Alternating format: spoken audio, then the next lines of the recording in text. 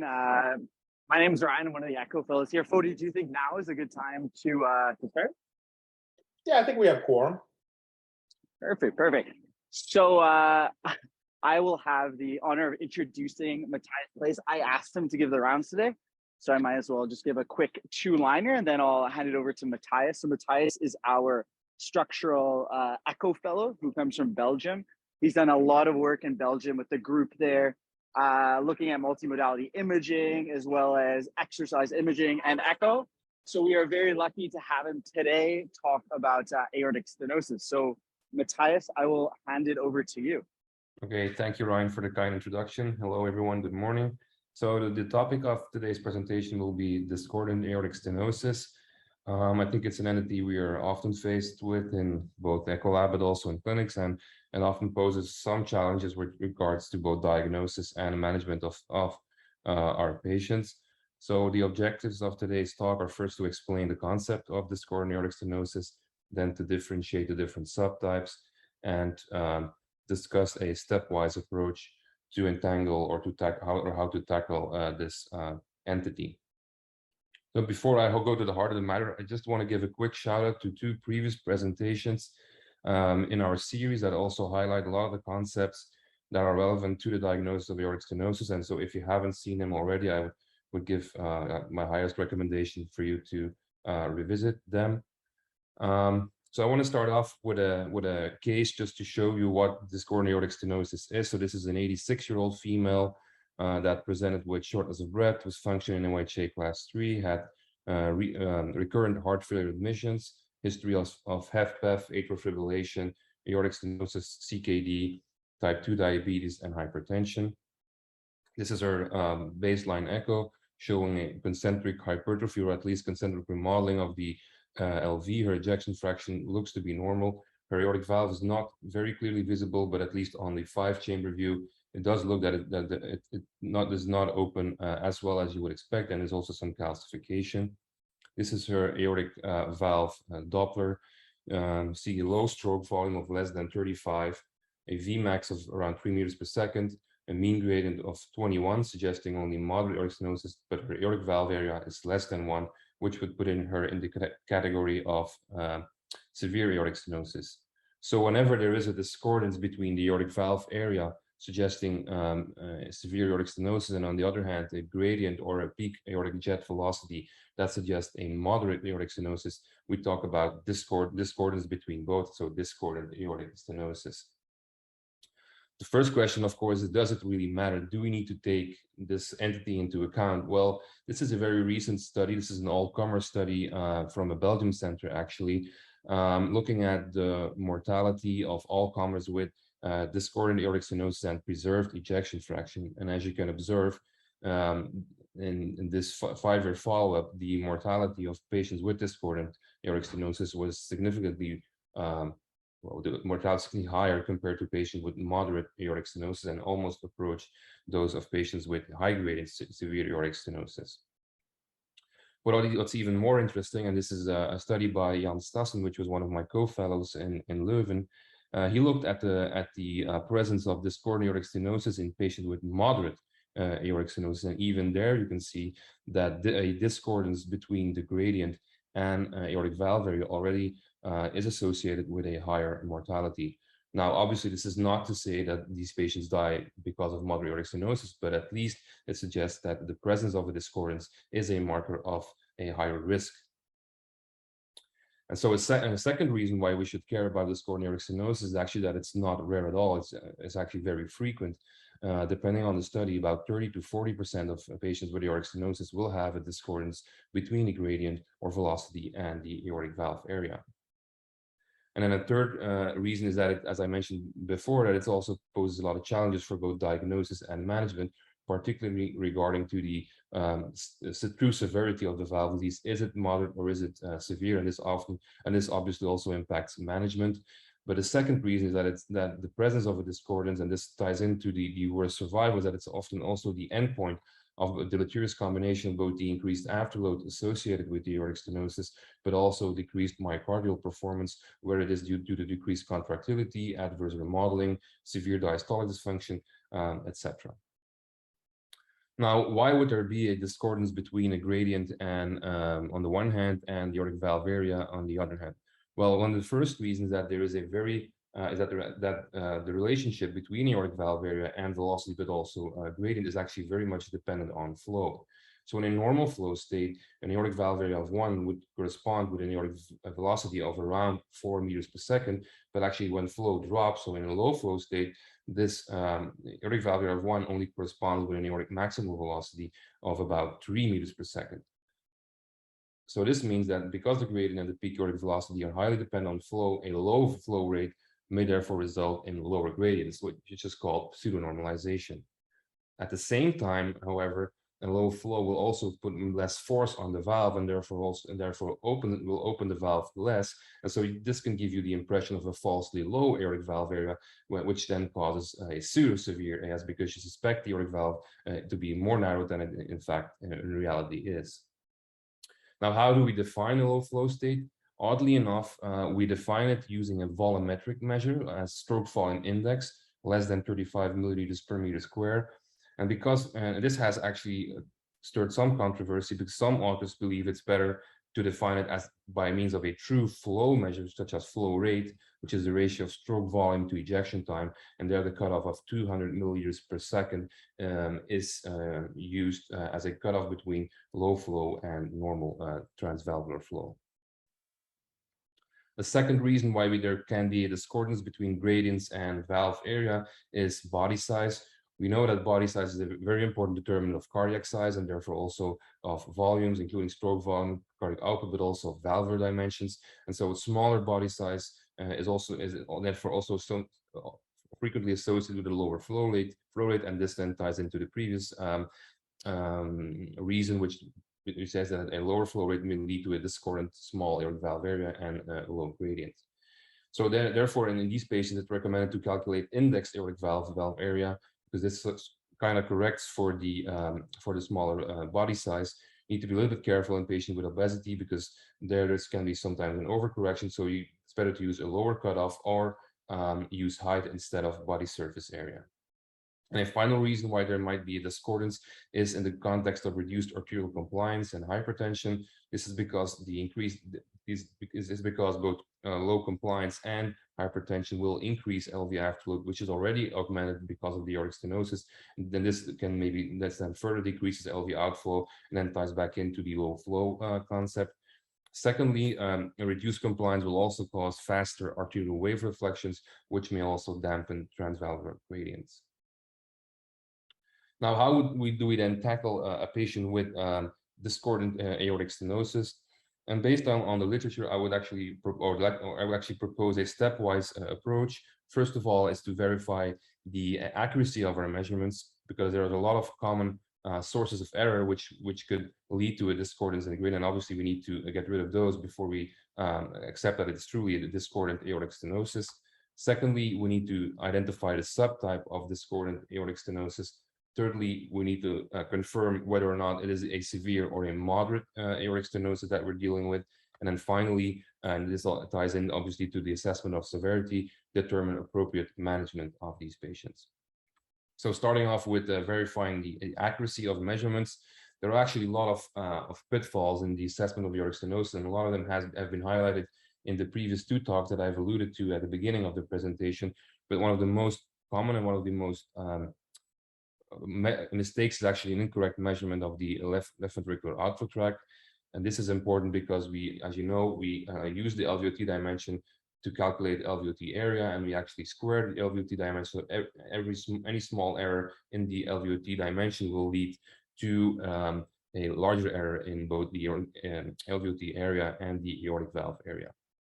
Now, there are many reasons why there could be discrepancies in measurements of the LVOT. The first is that actually the LVOT is not a circular structure in most patients, but rather elliptically shaped.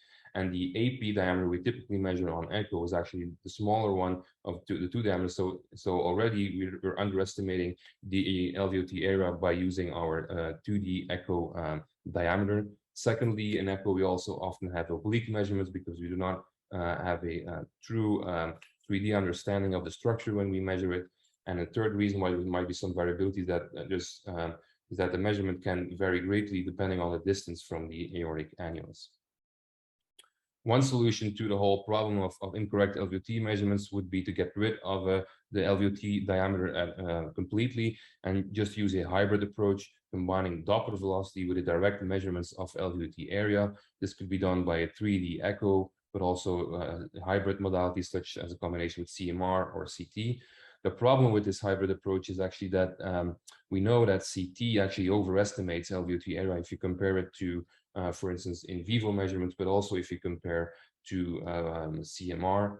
And a second reason that it's not really a good solution is that the typical cutoff point we use for severe aortic stenosis by Doppler, meaning aortic valve area of 1, actually doesn't really translate that well to an increased mortality in CT. There, it has been shown that you need to increase the aortic valve area to about 1.2 to get to a cutoff that starts to give you an increased mortality. So the cutoff we use for echo is not transferable to other modalities.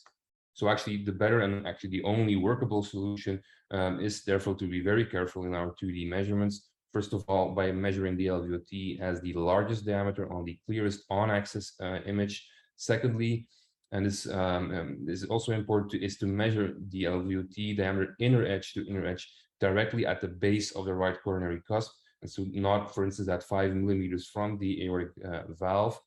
Thirdly, to include LVOT calcifications if the plane that bisects the largest diameter cannot exclude the calcium.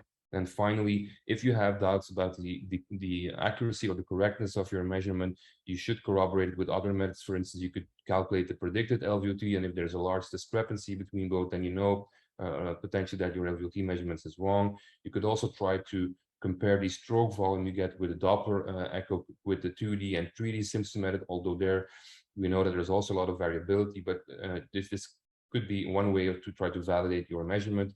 And also the dimensionless valve index could be helpful for you to have a look at. The second pitfall is the inaccurate measurement of the peak aortic velocity. And there it's mainly because we sometimes limit ourselves to just the apical window. And this is unfortunate because the apical velocity is highest in only 40% of patients with aortic stenosis, and the right parasternal is actually highest in about 50%.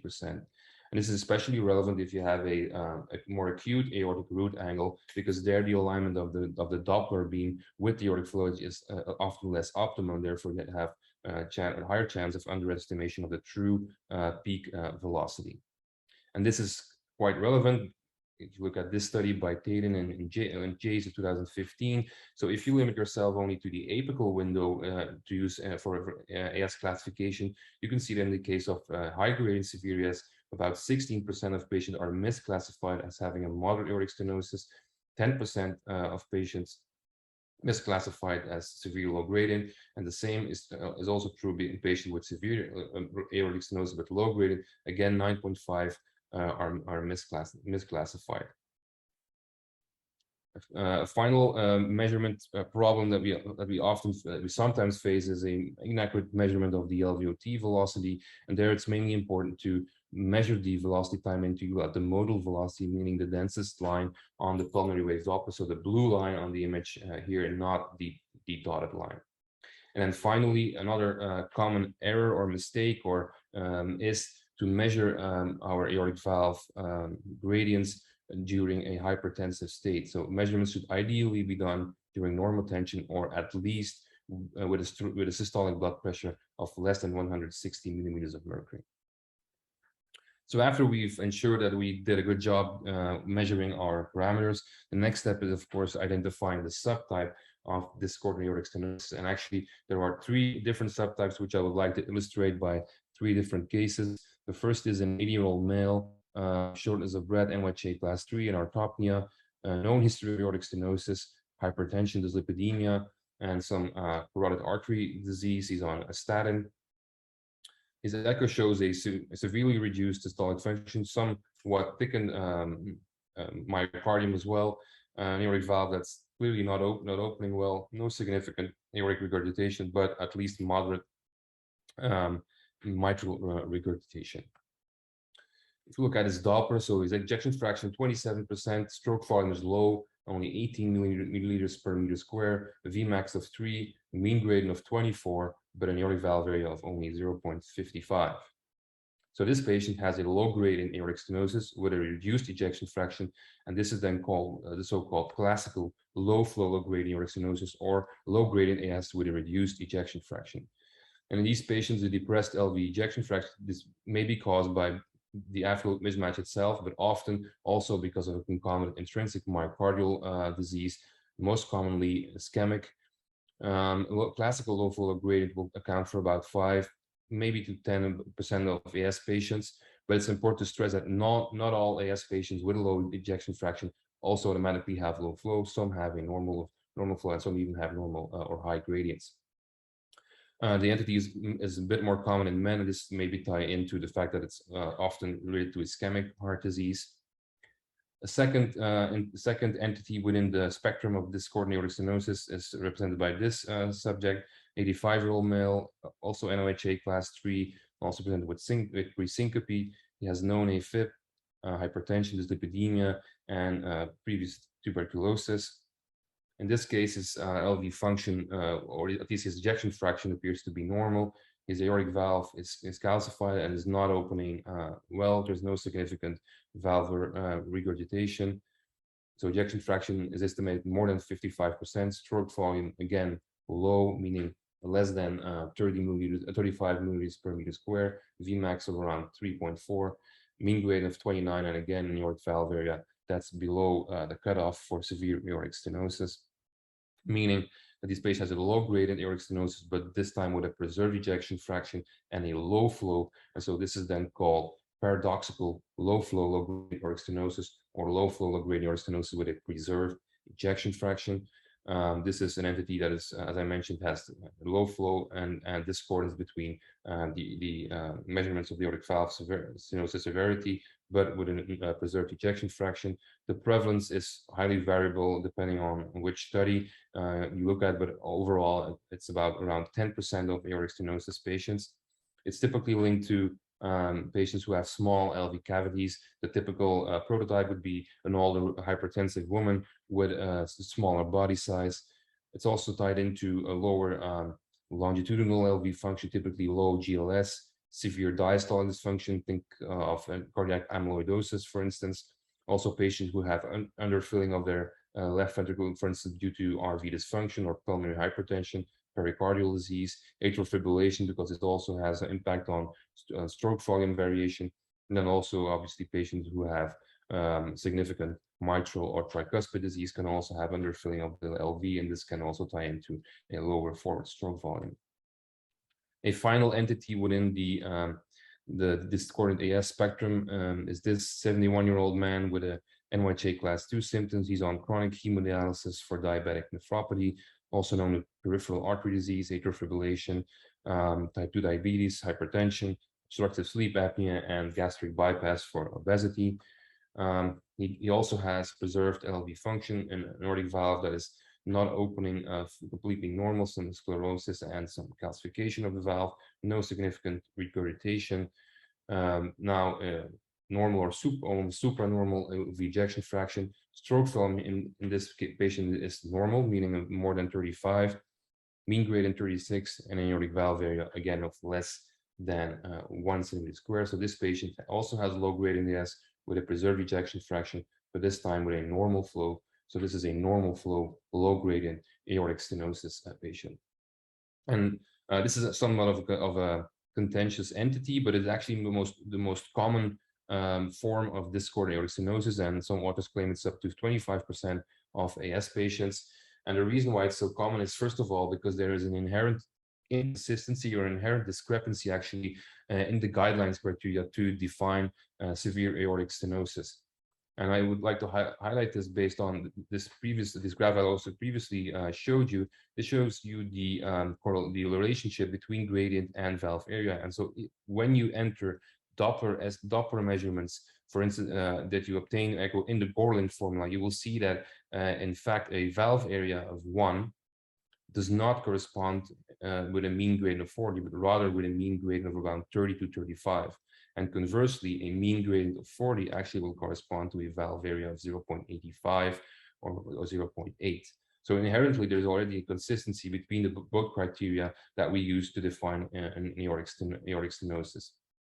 A second reason why there might be a discrepancy is when there is a prolonged LV ejection time in the context of a normal stroke volume, which then translates into a lower mean flow rate. And as I mentioned at the beginning, flow rate is very important for both gradient and velocity. And a final reason is, I already alluded to that as well, is when there is an increased systolic blood pressure or a reduced systemic arterial compliance. This will also add an additional afterload, and we know the higher the afterload, the more prolonged the ejection time will be. So this then also ties into the concept of the prolonged LV ejection time. So these are the three different subtypes. The next step is then to confirm the severity of the aortic stenosis. And for this, we can use three different things. The first thing is to look at additional or corroborating echocardiographic or imaging parameters. The second is to make use of multimodality imaging, particularly CT, but also stress echocardiography. And the final option we have is something I would like to call to just go with the flow. But I will start off with the additional imaging parameters.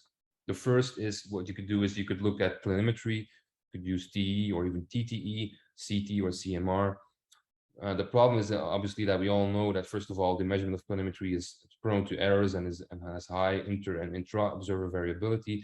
The second thing why it's maybe not the best idea is that the anatomical orifice area is actually not the same as the effective orifice area. This is because we all know that when flow approaches a stenotic orifice, there will be some sort of flow acceleration and flow contraction. And so this means that the effective orifice area will be smaller than the anatomical orifice area. And the relation between both is given by the so-called contraction coefficient. And this depends on both the shape and the size of the LVOT, but also of the anatomical orifice area itself. And while the contraction coefficient is close to 1 in a normal aortic valve because of the funnel shape inflow, actually in a stenotic valve with a flat orifice that is more perpendicular to the flow, the contraction coefficient will go down to about 0.6 or 0.7, meaning that the effective orifice area will be about around 30 to 40% smaller than the anatomical orifice area. And this is obviously relevant because we know that both the gradients and therefore also the LV workload are more closely associated with the effective orifice area. The second parameter we could use is the acceleration time. And this is actually the echocardiographic correlate of the typical clinical pulsus parvis et tardus phenomenon, so meaning the slow and weaker upstroke of the carotid pulse. The longer the acceleration time is, typically the more severe the aortic stenosis will be. And this has shown to correlate well with both the typical parameters we use, such as velocity, gradient, and effective orifice area, but also it has been associated with predicting prognosis, so meaning a longer acceleration time, either acceleration time itself or normalized for ejection time, will give you a worse prognosis. The second way of trying to confirm the severity of aortic stenosis is by multimodality imaging. I think nowadays CT has become the primary go-to method, especially since we started using the aortic valve calcium score. This is calculated by using the modified Gadsden method, and this is a method which allows you to integrate the aortic valve calcification over a stack of axial CT slices to give a total estimate of aortic valve calcification. And this calcium score has shown to correlate nicely with hemodynamics both in men and women, and more importantly, it's also predictive of outcome, meaning that a higher aortic valve calcification will be associated with a worse outcome in patients. There are different cutoffs for severe aortic stenosis in men and in women. This is important. The main advantage is of cardiac CT is that it's very accurate, with a sensitivity and specificity of more than 80%, and it's also very reproducible.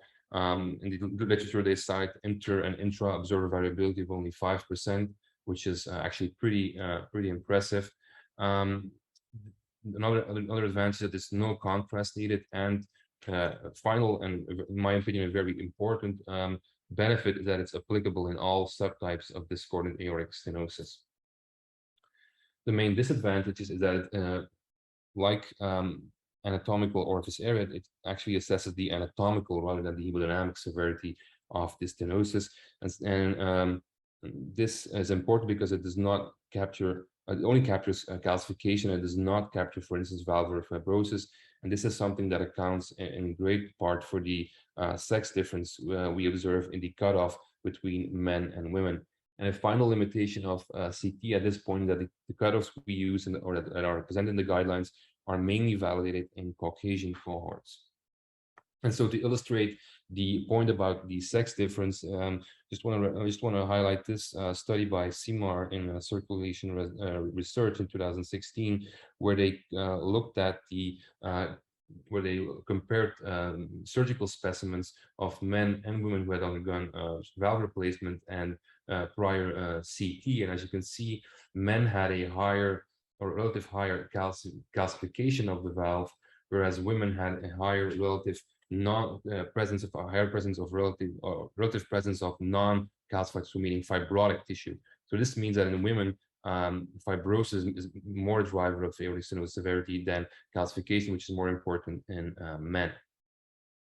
Then also the ethnic differences. This appears to be mainly important in, for instance, in Asian women, where you can see that the classical cutoff of 1,200 Agatston units actually results in a significantly less lower correct classification of aortic valve stenosis severity in Asian women. And there is advised to use aortic valve calcification density, which actually normalizes the aortic valve calcium score for LVOT area. A second modality we can use to determine whether the aortic stenosis is severe or not is stress echocardiography. And the rationale here is by trying to increase stroke volume and mean flow rate is actually to overcome the low flow state and then to ascertain whether or not the gradients are within the severe range or not. We can use the butamine typically for symptomatic patients or exercise mainly in asymptomatic patients for two reasons. One, to confirm whether they are truly asymptomatic, and secondly, it can also give us some idea about the severity of the aortic valve stenosis. In the butamine echo, the definition of severe aortic stenosis is an increase in the mean gradient to more than 40 or the peak velocity to more than 4 meters per second with an aortic valve area that remains below 1. The Achilles heel of stress echo is that it requires an adequate flow reserve, which is defined as a stroke volume increase of more than 20% to allow a proper assessment of the aortic stenosis severity. And this is often problematic because we know that there's a great individual variation in the response to the butamine.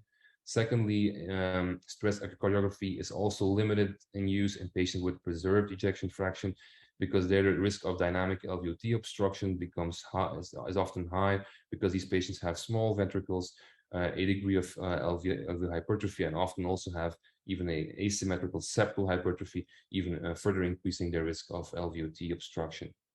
And finally, there have been some questions recently about the accuracy of stress echocardiography and also of the clinical relevance of the findings of stress echocardiography pertaining to the management of patients in the modern era, so to say. So if we do decide to do a stress echo, then we use a low dose protocol, meaning that we go up with the butamine to only 20 mics. We then look at stroke volume increase, and then if stroke volume increase is adequate, then we can make a prediction or about the severity of the aortic stenosis.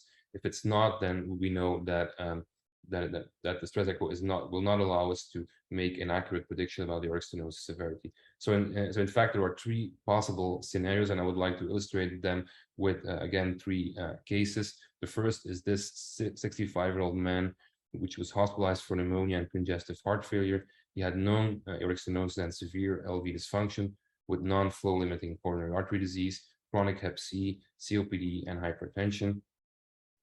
As you can see, his LV systolic function is clearly reduced. The aortic valve is barely opening. He doesn't really have a significant aortic valve regurgitation, but there is, I would say, at least more than moderate mitral regurgitation. His ejection fraction was calculated at 24%, stroke volume low at around 30 milliliters, a Vmax of 3.4, a mean of 29, but an aortic valve area of 0.5. So a discordance again between gradient and valve area. We then subjected him to dobutamine. You can see here a very impressive stroke volume response with actually a doubling of stroke volume at the highest dose of dobutamine. This brings his Vmax to more than 4. His mean gradient becomes 57, but his aortic valve area remains below 1. So I think we can all agree that this patient did have a significant stroke volume increase with a mean gradient that went up, but the valve area was still less than 1. So this patient has true severe aortic stenosis and therefore should be referred for aortic valve intervention. Second scenario is represented by this subject, a 73-year-old male with non-ischemic cardiomyopathy, aortic stenosis, obstructive sleep apnea, and hypertension. He also has a reduced LV systolic function. His aortic valve is less calcified compared to the previous patient and also appears to open a bit more. His ejection fraction was now 21%, stroke volume 62, Vmax of around 2.7, a mean grade of only 18, but an aortic valve area that was less than 1. Again, dobutamine stress, nice stroke volume increase of about 50%. Mean grade now goes up to 28, but the aortic valve area is now more than 1.2. So this would put him in the moderate aortic stenosis range. Therefore, this patient does not have severe aortic stenosis, but pseudo-severe aortic stenosis. And this is actually very relevant because we know that these patients who have pseudo-severe aortic stenosis will do much better than those who have true severe aortic stenosis, and therefore they do not benefit from an aortic valve intervention at this point, but rather of medical management. And in fact, if you compare them to comparable patients with HAV-REF who do not have aortic valve disease, actually they have similar survival to those. A final scenario is this 66-year-old man with NYHA class 3 symptoms, ischemic heart disease with a prior inferior MI, CABG, and a non-STEMI. Last known ejection fraction around 40%, type 2 diabetes. This is echo at the time of the dobutamine stress, showing you the baseline echo, showing you that his LV function appears to be lower than the 40% previously cited. His aortic valve is sclerotic and somewhat calcified and is not opening normally, as you can see on the right. He has mild aortic regurgitation. This is his baseline dobutamine or baseline aortic valve interrogation. Ejection fraction now only 21%, so significantly reduced from the prior echo. Stroke volume of 62, Vmax of around 3, mean of 21, and a valve area again less than 1. We subject him to dobutamine. The stroke volume goes up a little bit, but only 14%, so less than a 20% that was defined as an adequate stroke volume response. Vmax goes up to 3.8, a mean to 36, and his aortic valve area is just below 1. So this patient does not have an adequate stroke volume increase and therefore has an indeterminate aortic stenosis severity because we're not able to make a clear prediction about the stenosis severity just based on the numbers we get from dobutamine stress. So then actually you have two options. The first is to do a cardiac CT and look at the calcium score. If the calcium score is high, then the likelihood of the patient having severe aortic stenosis is also high, and then therefore we could likely send them for intervention. An alternative would be to calculate the projected aortic valve area. What this represents is actually a extrapolation of the aortic valve area you get during dobutamine. You try to normalize this at a flow rate of 250, which is considered to be normal flow rate.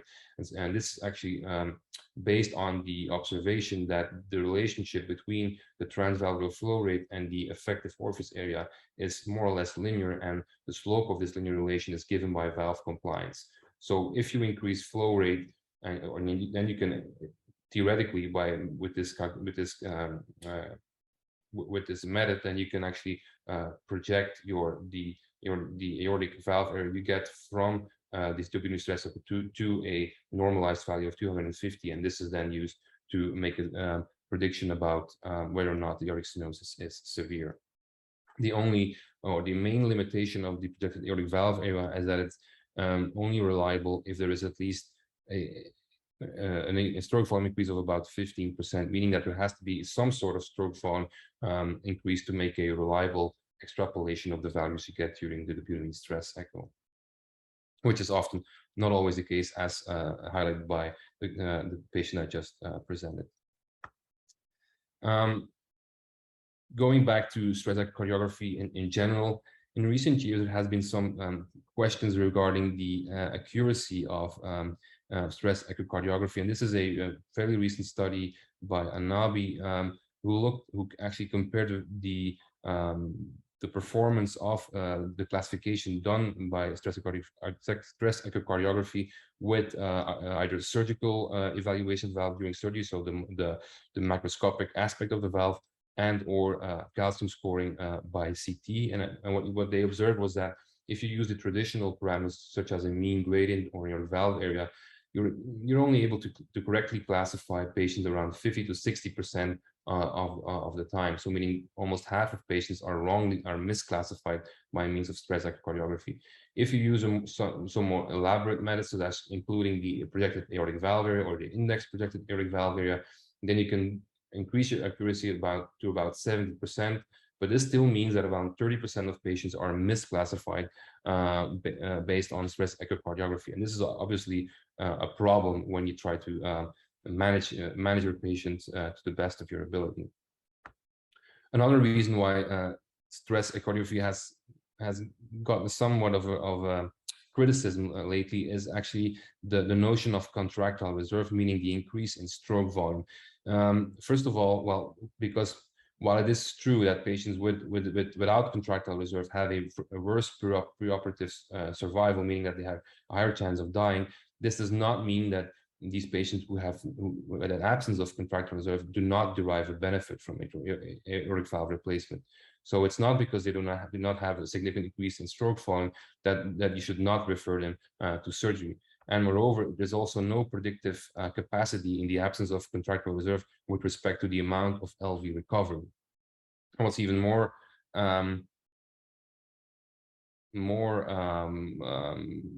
worrisome is that actually in the current TAVI era, there doesn't appear to be a difference at all in patients who either have or do not have contractile reserve, meaning that survival after TAVI for patients with and without contractile reserve is actually the same. There's also no difference in the amount of LV ejection fraction. This is data from the TOPAZ TAVI registry, who followed up patients with a low flow grade aortic stenosis after TAVI. A final method to try to confirm aortic stenosis severity is something I would call go with the flow, and this actually takes into account the Q factor, so the flow factor, and this is based on the observation that transvalvular flow is actually very important for prognosis. And this is, in my opinion, a very interesting study that came out of the Mass Gen in 2020. They had a very large cohort of around 1,100 AS patients, both moderate and severe aortic stenosis. And what you could see was that if you stratify patients by the transvalvular flow rate, and here they used the median flow rate, which was 210, if I'm correct, you could see that patients with a normal flow rate, so meaning above 210, had a much better survival than patients with a flow rate below 210. And this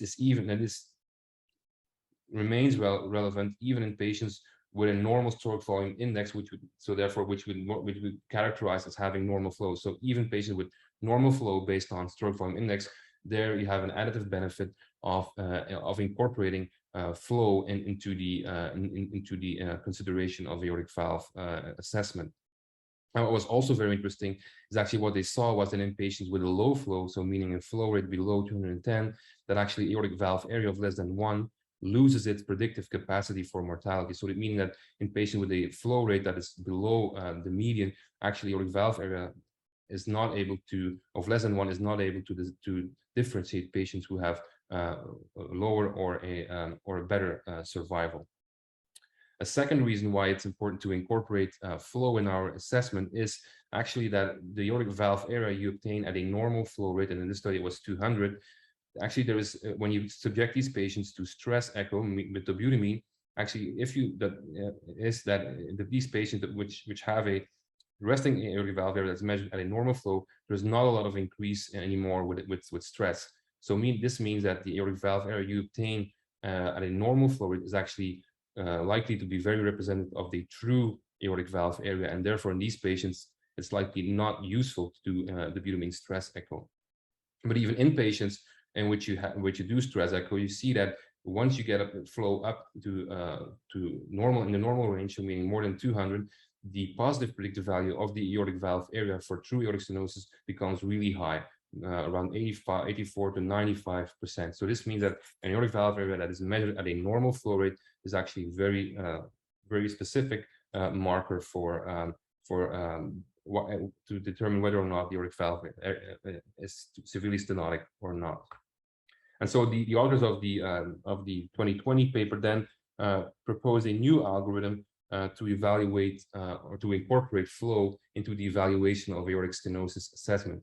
And what they propose is to first look at aortic valve area.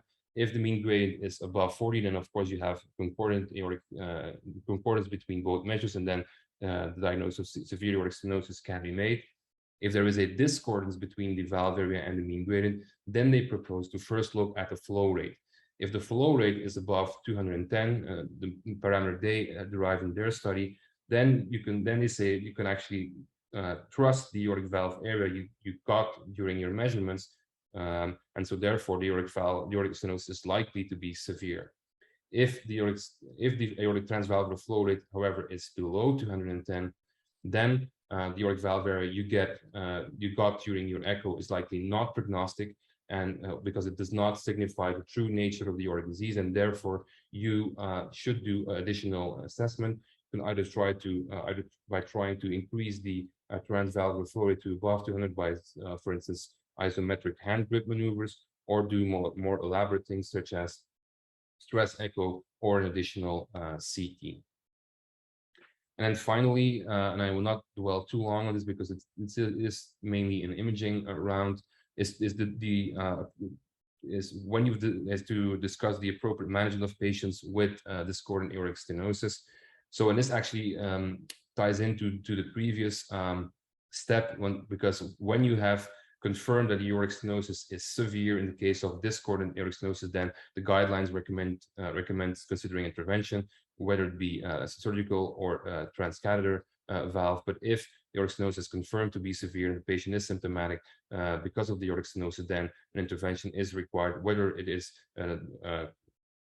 is it the classical or a paradoxical low flow low gradient aortic stenosis.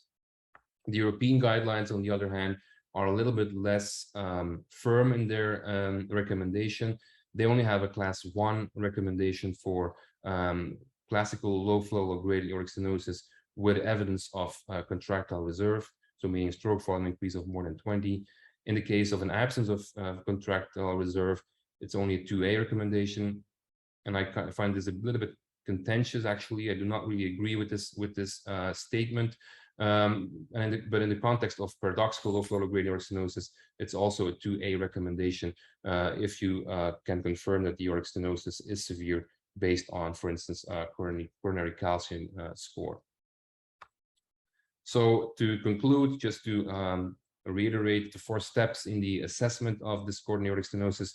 First of all, as I mentioned, verify the accuracy of your measurements. Avoid the common pitfalls and sources of error in the assessment of aortic valve stenosis. Secondly, identify the subtype of discordant aortic stenosis based on systolic LV function, based on the presence of low flow or normal flow. Then try to confirm AS severity by either using corroborative imaging parameters, or even better by multimodality imaging with CT or stress echo, or if you, like me, just like to keep it simple, go with the flow and incorporate flow in your measurements and your decision tree. And then finally, if you have confirmed the severity of aortic stenosis, then determine appropriate management based on whether the aortic stenosis is severe or not. All right, thank you. That was it. And if there are any questions, I would happy to take them.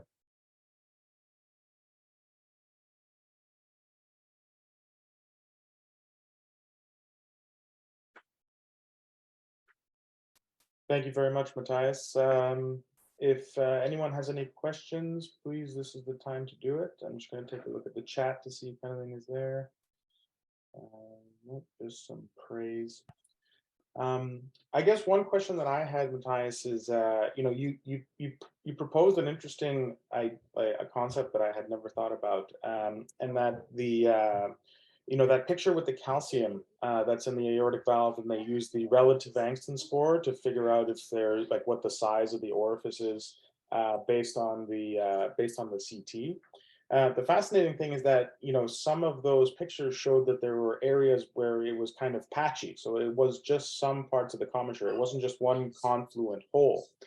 And so I wonder if there's any benefit to renaming the idea as a hemodynamic orifice area rather than effective or other orifice area, because it really is a combination of the flow through perhaps a non-anatomically contiguous stenotic valve. It's kind of interesting.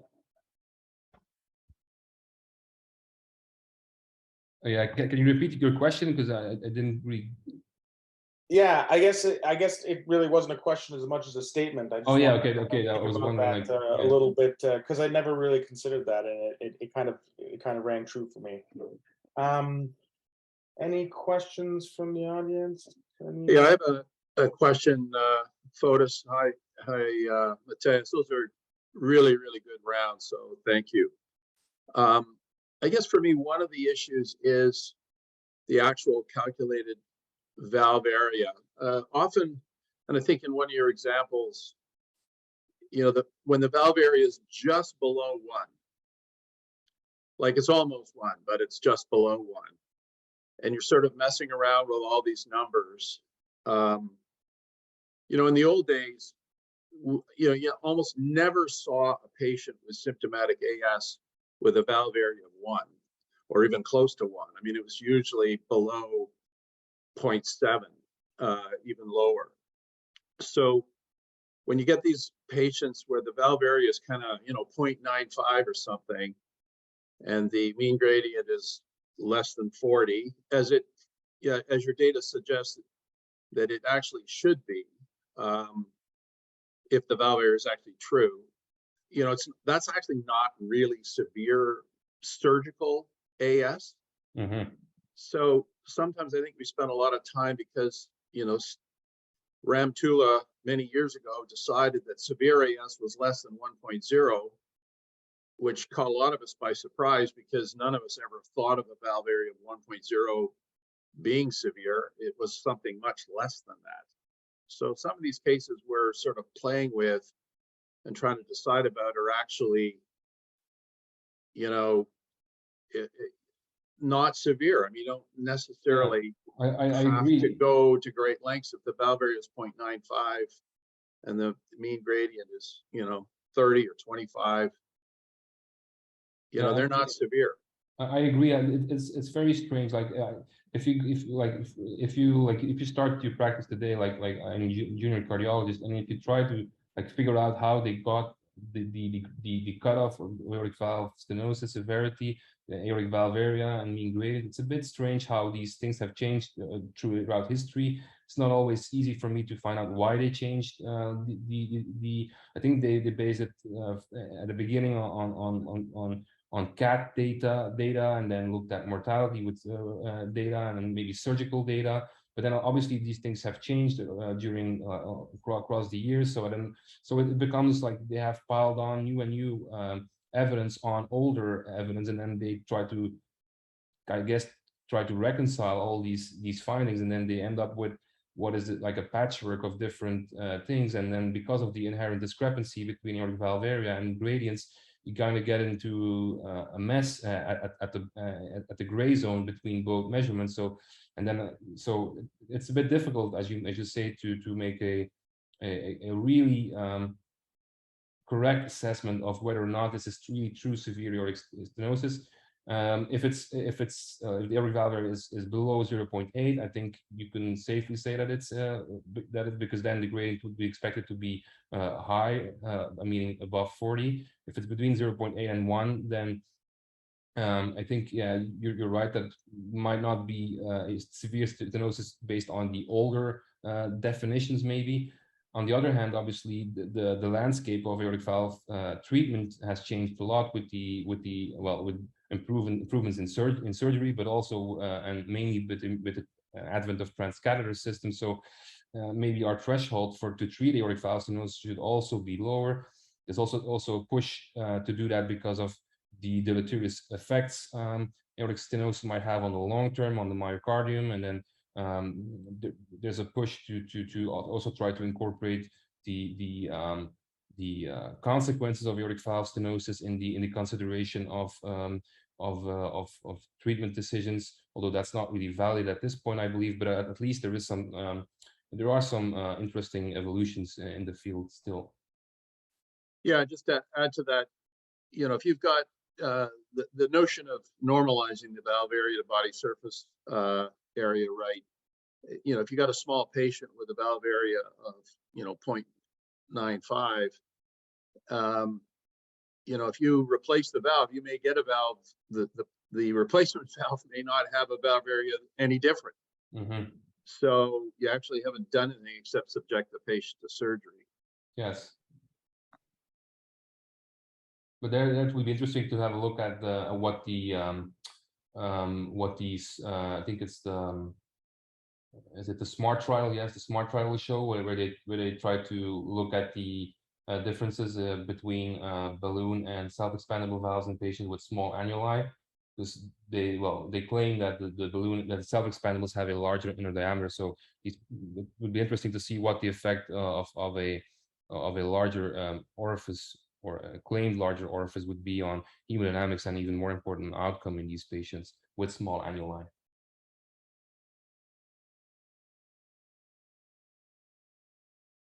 Mathias, that was fantastic round. So thank you very much. Just a comment about Bob's comment about the valve area. Certainly, when I was a cardiology resident, the cutoff for severe ES, as Bob mentioned, was like 0.7, maybe 0.8 square centimeters, and we wouldn't send patients for surgery. My understanding from the guidelines, the switch was related to the prognostic information with regards to valve areas of 1 or less versus valve areas of greater or more, just in terms of overall prognosis. Although it doesn't, you'd have to extrapolate that that prognosis was lower in patients with a valve area of 1 or less, but then intervening upon them would improve their prognosis, and that has not kind of been definitively proven. And my other sense from the guidelines was that there was a sense that that we were missing patients who could benefit from valve intervention with the previous cutoffs of 0.7. And at that time, the mean, Bob would remember, the mean gradient that was the cutoff for severe was actually 50 millimeters mercury, and not 40. Yes, exactly. Yes. So we're talking like really, truly, definitely severe. So I think the guidelines in part changed to be a little bit more generous to make sure that we're not missing patients who could benefit prognostically from intervention. My question actually really is a completely different question, so apologies. Is the calcium score cutoffs for severe in men and women, does that hold for bicuspid valves? Because bicuspid valves, sometimes there's not much calcium, and because of the way of the shape and where the narrowing occurs more at the cusp edges with the systolic doming. My sense is that they can be severe without as much calcium. Do we have cutoffs for bicuspid valves for calcium? I'm not sure. I'm not. There might be. I'm not sure. I have to look it up. It is true that there are some differences between bicuspid and tricuspid valves. Mainly also because you have these raphe, which are often also calcified. So it's a bit different. Like I mentioned, the problem with CT is that it only incorporates calcium and not for instance, fibrosis of the valve, which is also relevant, for instance, in women, but also in, for instance, rheumatic aortic stenosis. But I'm not sure if there are specific cutoffs for bicuspid disease. I'm sorry.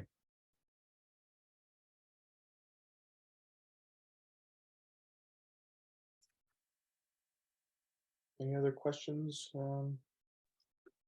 Maybe just one more comment, then, if there are any questions. One is, the use of dobutamine to sort some of these patients out, just to say, for those of you who have never done it, it's not easy. And you're making multiple measurements over time. And dobutamine, of course, increases the heart rate or the stroke volume or both. So, you know, you get increases in doses of dobutamine and the heart rate goes up, but the stroke volume doesn't go up, and back and forth, and, you know, multiple measurements of the pressure gradient and the accuracy there. So it's, the fellows will tell you that dobutamine to sort out aortic stenosis is really challenging. Yeah, I would like to add to that. I think, I don't know if it has been done yet, but I think it would be interesting to look at flow rate also during dobutamine stress echo and see if that could improve the accuracy of the measurements. Because like I showed, if flow rate is high, then it actually doesn't, might not really matter if your stroke volume increases enough. As long as you have an adequate flow across the valve, then the aortic valve area is not likely to increase a lot, but by a lot more when the flow goes even higher. There's some nice experimental data showing that there is a significant increase in the aortic valve area if your flow goes up from 100 to about 200 milliliters per second. But there is not much extra increase in the aortic valve area if the flow goes up from like 200 to 300 milliliters per second. So it would be interesting to see if and correlate the aortic valve area obtained by flow, a normal flow during stress echo with, for instance, CT or an anatomical or a morphological assessment at the time of surgery. Could be a nice project.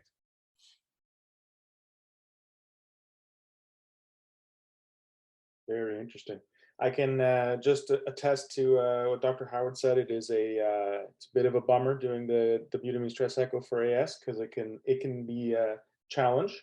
And it looks like Dr. Angaran said in the chat he couldn't agree more with the comment about dobutamine stress echo and flow rates. So it looks like we got something cooking here.